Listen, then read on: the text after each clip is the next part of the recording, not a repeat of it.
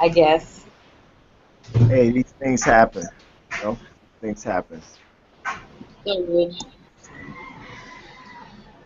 That's why they have computer administrators on every location, because you will have technical difficulties. Computers are not perfect. They're just like us. They simulate us. So these things are going to happen. exactly. So where were y'all? Well, Uh, Claire had was posting some information about chemotherapy and the benefits of fasting. It's a fascinating article. She's gonna try to post it later.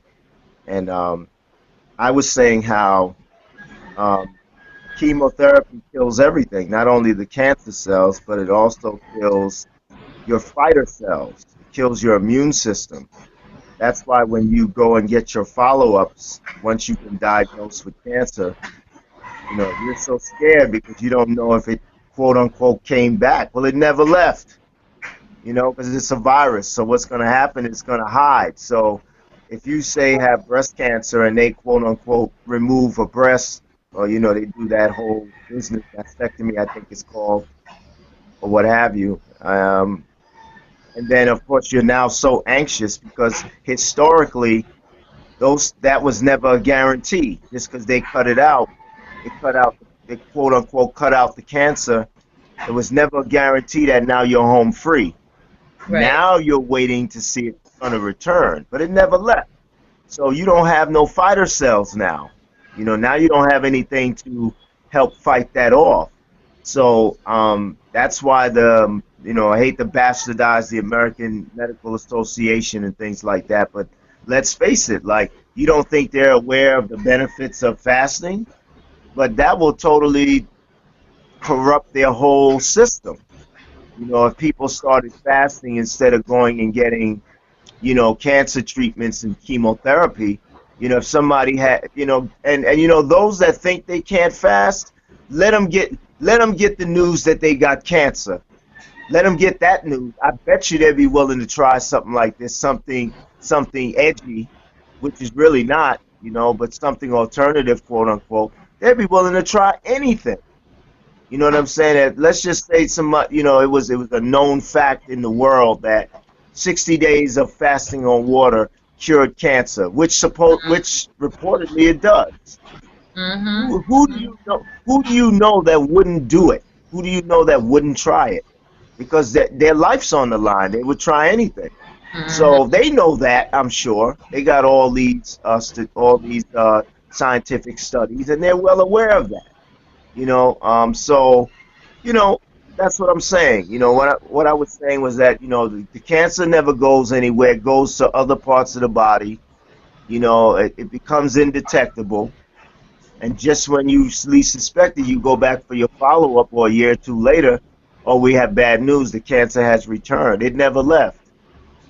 So I would say that fasting would be a better way and a more natural way and a gentler kind of way of dealing with any dis-ease that you may have in the body.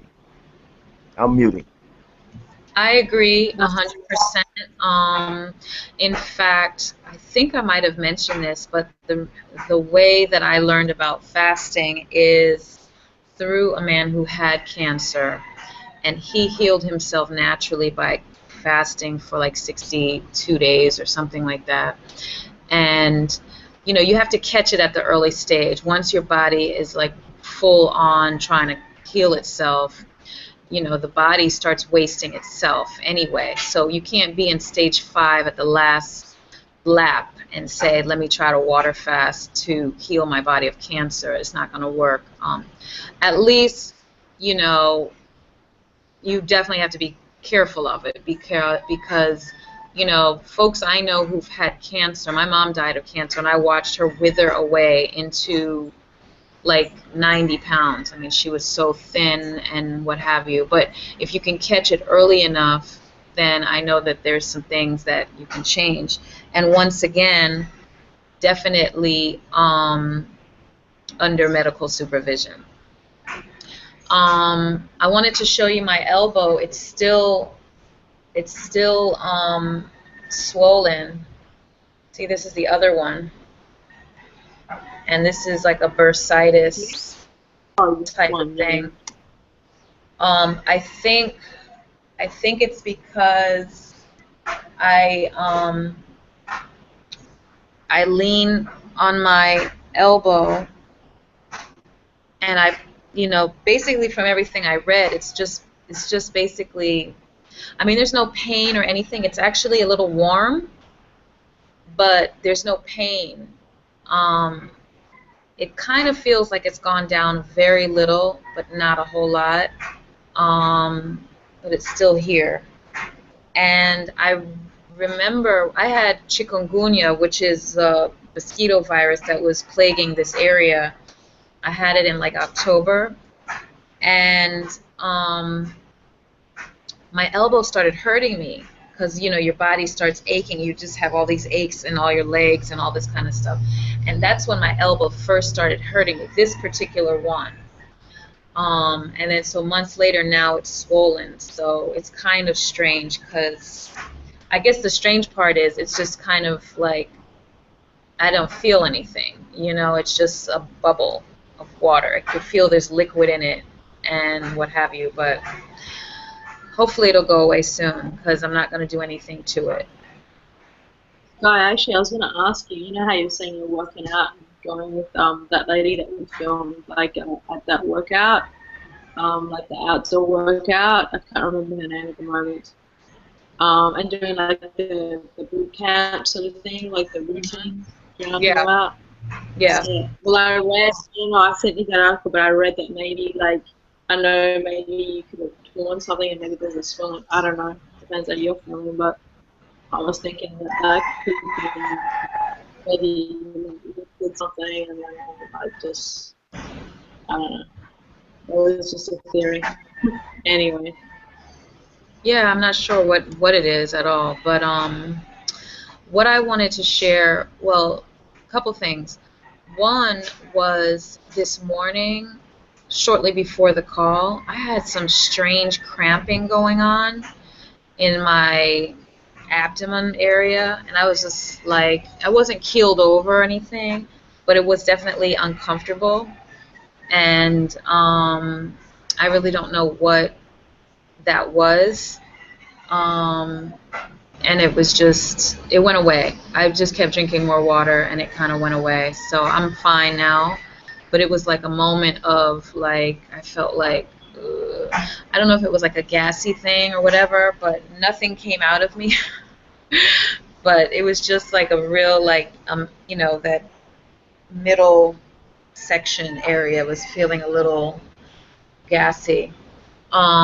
Another thing that was bothering me was my back is hurting me a little bit. And I don't know if it's just how I sleep or whatever, but it's kind of achy. Um, and the last thing is, I think because of the weight loss, do you feel like your legs or your arms getting like loose? Do you feel like Yeah. the loose skin thing? Yeah. Yeah. I wanna like sum it up when we're over this fasting because it's like, you don't want that. Right. So, yeah, that's just. How much? I mean, you're not weighing yourself either, but like, you're feeling it, right? You're feeling the weight loss, right? Like. Yeah, like I was feeling my legs. And I feel like they're getting soft. Like they're feeling really soft, and I could feel like, I guess, there's some loosening up of my skin, and I don't know if I like that. But yeah, that's what's going on. You can always tone. Like I really want to tone, like just the weight loss part of it, and then working out when this fast is over, and just toning. It's really, I guess that's the end scale. I don't know.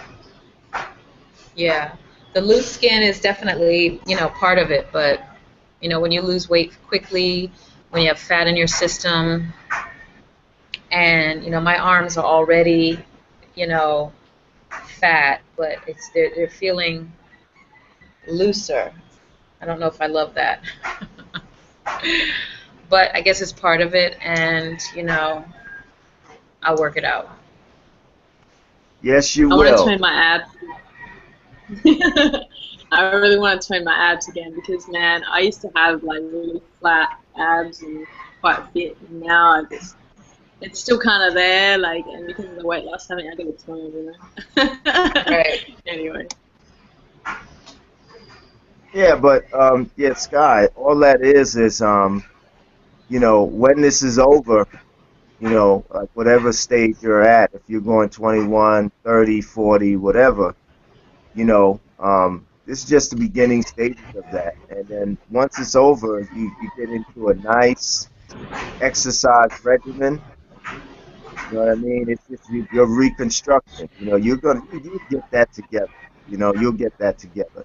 Don't be like, don't be like the sisters that don't want to go to the gym because it's gonna mess with their weed. You know what I mean? So Yeah. keep going. But anyway, first of all, I wanna say that I'm sorry to hear about your mom. I never knew that you lost your mom to cancer.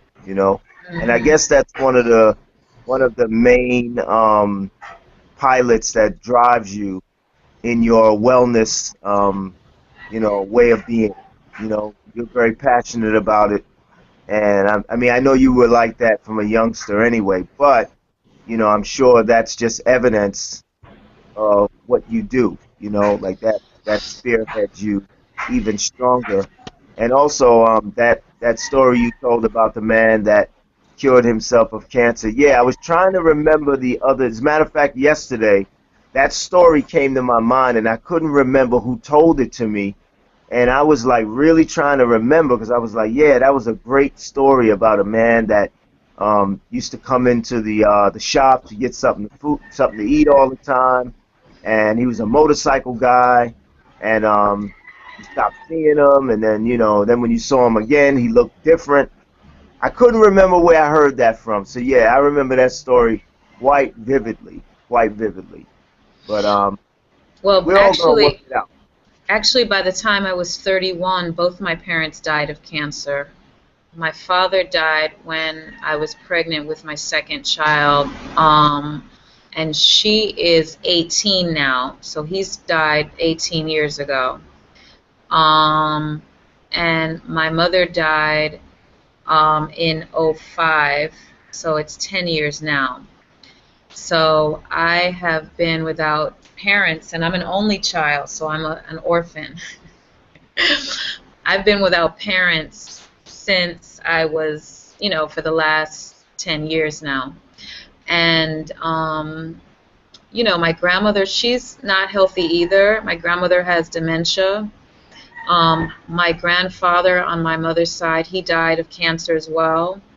My grandmother on my father's side died as well. She did get Alzheimer's, and I'm not sure what she died of. I can't remember. Um, but it was all health related, and it definitely was no bus car accident, nothing like that. It was all like they died because they succumbed to their health. So that, yeah, health is passionate to me because I know my family don't have the answers. They're definitely, um, they think I'm extreme. They think my whole lifestyle is extreme. They think all this veggie crap is ridiculous. But they are on multiple medications. My uncle has high blood pressure. He's on Lipitor, I believe. That's what it is. I know family members that are on depression medication, which is just given out just because you have a headache most of the time. Um, you know, so yeah, health is passionate to me because my folks are kicking off because of health reasons. There's nobody that I can think of that in my family that has died from an accident. Everyone has died from health related issues. So, something has to be done. We have to change the paradigm. And so that's hopefully what I reflect with my children and the rest of the world. But go ahead. Someone wanted to jump in. I had a thought, but it just jumped out of my head. No, go ahead, Scott. I forgot. I can't think of it. Okay, I was just gonna say my condolences. I mean, I know some of that, but I didn't know you were an only child. Me too. But anyway, yeah, I know I can relate because my grandmother passed away with cancer.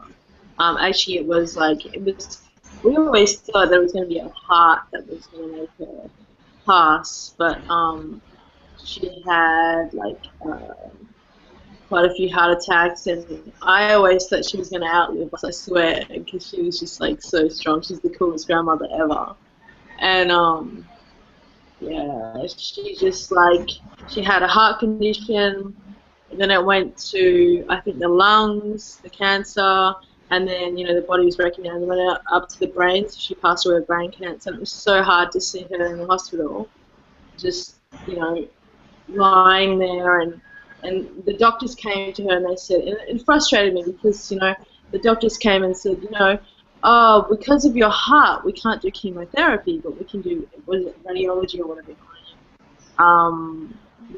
Just, I think, similar or whatnot. And I knew that was going to zap everything out of her, and, life wasn't going to be as long, and the recovery wasn't really going to develop at that point.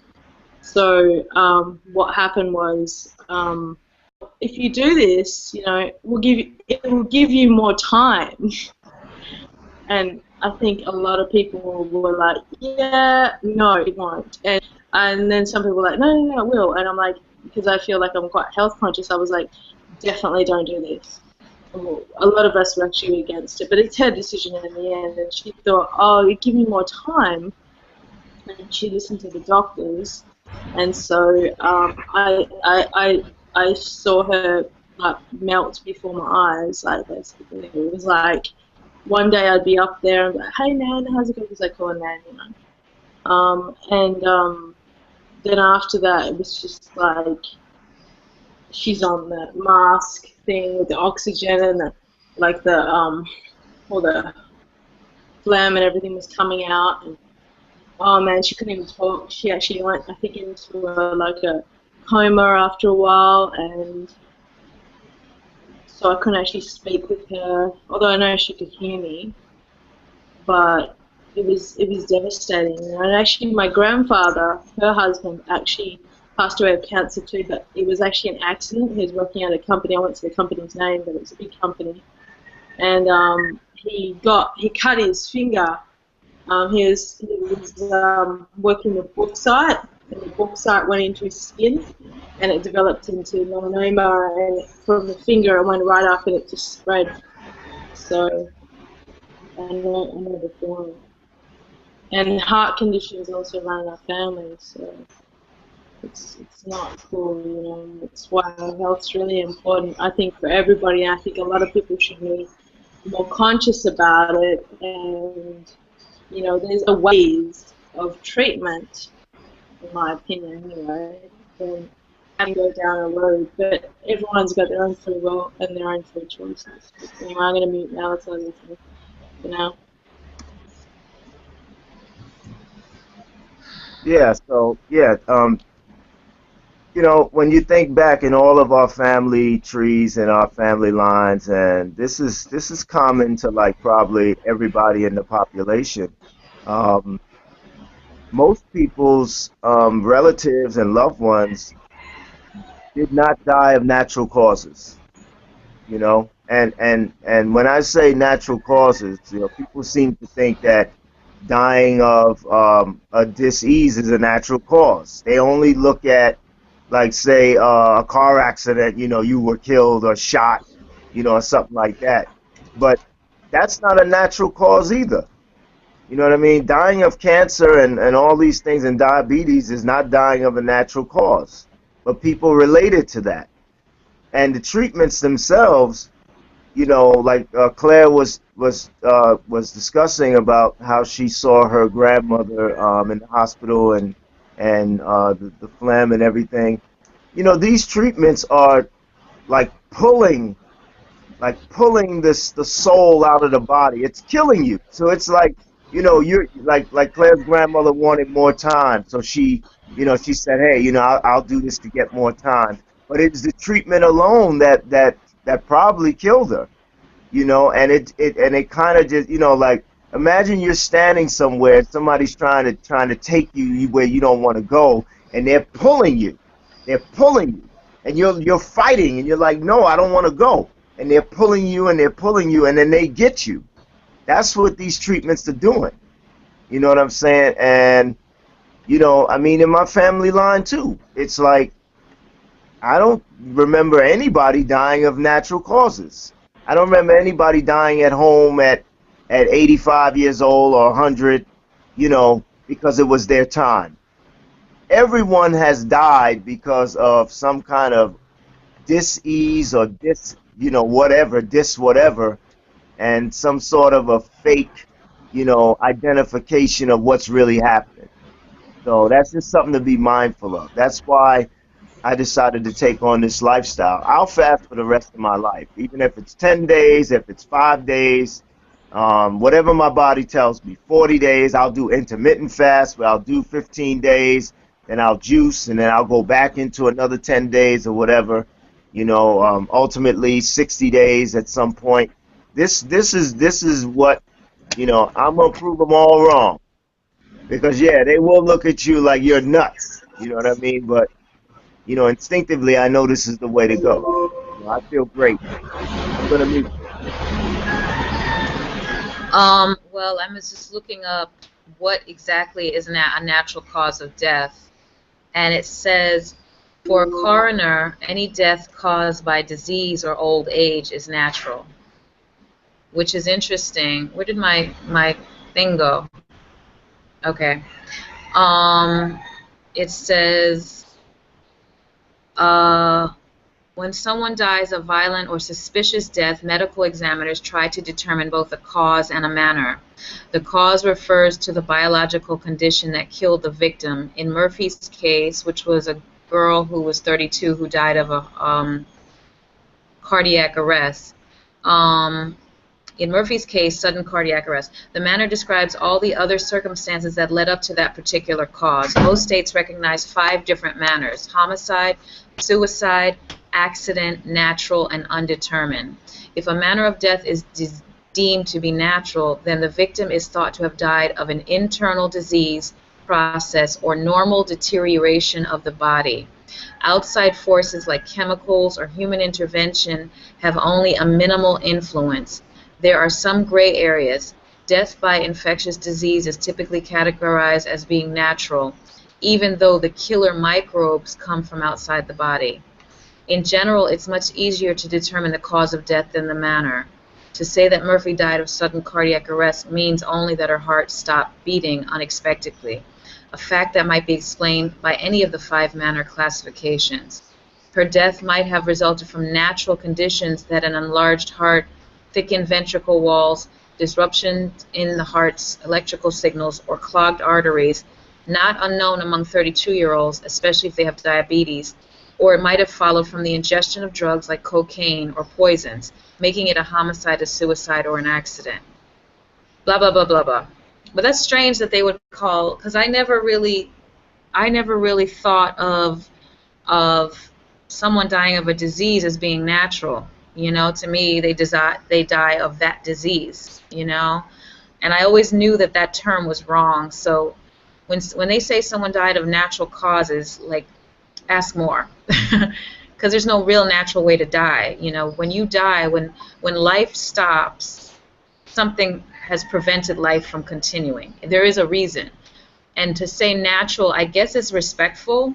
I guess that's what they're trying to go, like, oh, they're fine, you know, but people don't die of old age, actually. You know, people die because something happened, and that's what it is. So natural causes is not really right. I don't think it is. It doesn't sound right to me.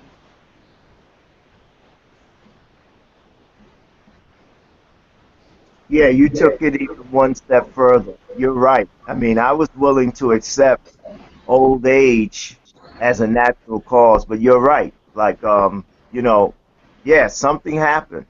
You know, something prevented life from continuing. So I like that even better. And how they look at, say, like dis-ease, like diabetes and the like. as a natural cause, but they look at that as genetic. You know, like you'll hear people say, "Oh yeah, it runs in my family," you know, which is Mhm. totally false. That's a lifestyle that runs in your family and and a way of being. You know, environmental, the way you eat, the mental environment in your space, and you know things like that. That's all preventable. You know, that's all you can break that. You can break that line anytime you get ready. And fasting for me is the way to do that. Mhm. So that's just You not know, I true. But yeah, go ahead, Claire. sorry, Ben. You know, I have to say that with my grandmother, like I look back and I think I don't even look back. I know that she wasn't really on the best, like I wouldn't say diet, you know, as a nutrition plan. Like I always try and think, you know, even honestly, I'm not kidding. She wouldn't even drink water, and she drank a little bit of water, but it was always like coffee or tea or something like that. She drank a lot of coffee. She drank a lot of tea. And she said she didn't like the taste of the water, even if she filtered it. She didn't like the taste of the water, so she didn't drink that. And I was like, man, you gotta drink water, man. You gotta drink water. It's life, you know. And she drank a bit, but not much. And then you know she put a lot of salt on her. I mean, a lot of salt. Like that's part of her heart condition not to have salt, you know. And it was like not sea salt. It was like iodized salt. She put the salt on everything, and like you know chips and like baking and like oil and um I think that's part and parcel. I mean, like it's all a factor, and you know, she'd roast and I don't know, numerous things, you know. So I look back at that, and that's part of the reason why I want to be doing what I'm doing because um, it's important, you know, and to honor her as well, you know. But anyway.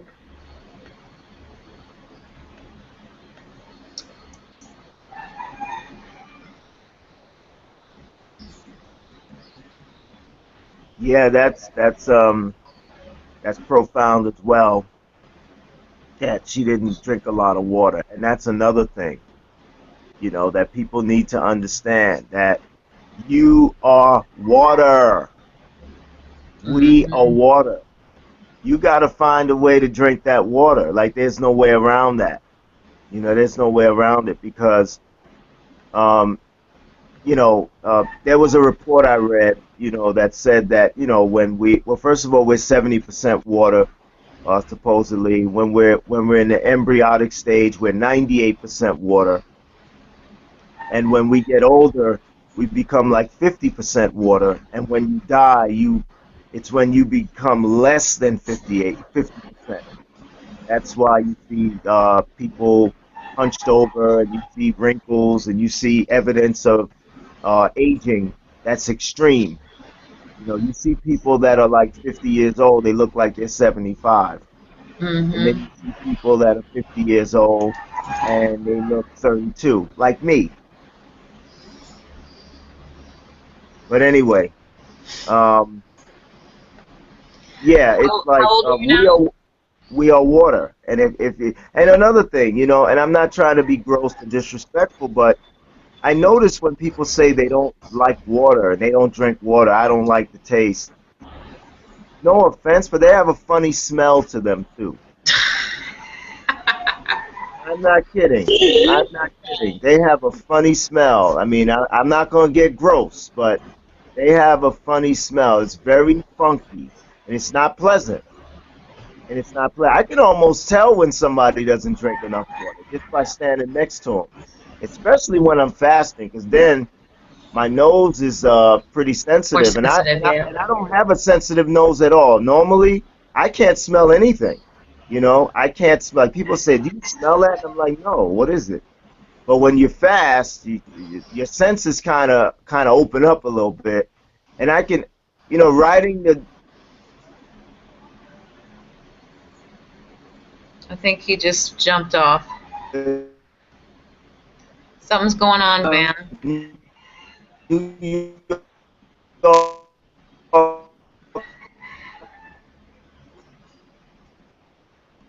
publishing. I almost. Can you hear me? Yep. Oh, now I need to put my earpiece in.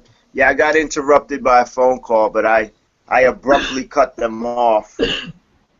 So somebody's not happy with me right now. Oh well. All right, give me a second.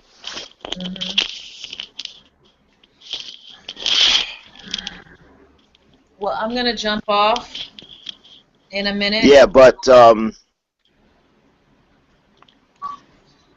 people who don't, riding the New York public transit sometimes can be pretty not a pleasant experience because you're standing next to people, you're sitting next to people, and they stink. They literally stink, and it's horrible. You could almost tell when somebody doesn't drink water at all. You could just look at them, their eyes are red, their skin is not right, they have a bad odor, they hawk a lot, they do that hawking, that thing with the phlegm and all that. It's horrible, man. It's horrible. So, yeah, Well, go ahead, love. The only thing I wanted to share, and then I gotta go, is I haven't worn deodorant for years, and I don't even know how long it's been. And I realized that I don't have body odor issues that people have because I drink only water, I mean, I don't think drinking a smoothie is considered drinking water because to me that's like a meal. But I drink water. I'm a water drinker, and I have not had the need to wear deodorant at all. I mean, I have had times when sometimes I felt a little frowsy, but I just go handle that. But it's not regularly. It's not on a regular basis at all. And the reason why I had stopped using deodorant is because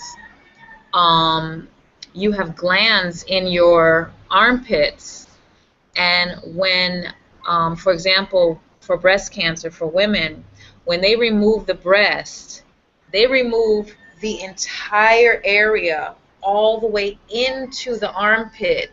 They remove those glands because the glands have cancer too. And so they said, I read this long ago, that countries where people don't wear deodorant, their breast cancer statistics are, like, when they say way lower, like all the way down, compared to Western world where they put deodorant on, and not only just deodorant, but antiperspirant, which so you don't sweat, like it blocks the sweating of the, and we're supposed to sweat, I mean, it might not be a pretty thing. I mean, I use oils and essential oils if scent is an issue, but it's never been an issue. No one has ever pulled me up ever. So I'm just conscious of myself. But I think that, I mean, there's a lot of natural deodorants people can use, but antiperspirants specifically, I mean, why would you block the flow of that which cleanses out of your system? And like I said, with my family's history, I have to do everything I can to not, engage in blockage of areas that have been pre-issue areas in my family. So that's just that was the last thing I wanted to share. Cool. Yeah, true. Like I switched like quite a while ago to natural deodorant because of the same particular reason of the history within the family, as well as like why would you exactly want to block something so natural like sweating is important as well. It's part of just life. So I agree. So anyway, I gotta jump off. Fan, you want to Okay. say one more thing? Yeah, I'm just going to say that, well, first of all, Sky, yeah, we know you don't wear deodorant. I heard. No, I'm just kidding. But anyway, yeah, no, not going to say much more. Yeah, we're good with the call. just want to remind everybody to be very conscious of your position. If you're really thin, don't do an extended fast. Not going to go into the whole speech. You probably heard me say it already. But there's a whole new you on the other side of the fasting experience. You know, wherever you are today and wherever the fast ends, there's a whole new you, a better you waiting on the other side. If you're somebody in a relationship that you don't like and you don't have enough strength to stand up and speak for yourself, believe it or not, and I'm not trying to be funny, going through an extended fast, you start finding yourself, and you start finding yourself able to speak up. You start finding, because you just can't be that same old person anymore. So that's one more benefit of fasting. We'll talk more about that later. I just want to shout out everybody from the old fast: Kevin, Christopher Aaron, Monique the doula, Shakti, Jeannie Brown, Vera, Marcus. The list goes on and on, you know, but I love everybody. I love you guys, and thank you. And we'll see you tonight on the call at 8:30 Eastern Standard Time, whatever that means to you. Okay, so Alrighty. take care. Peace. All right, peace.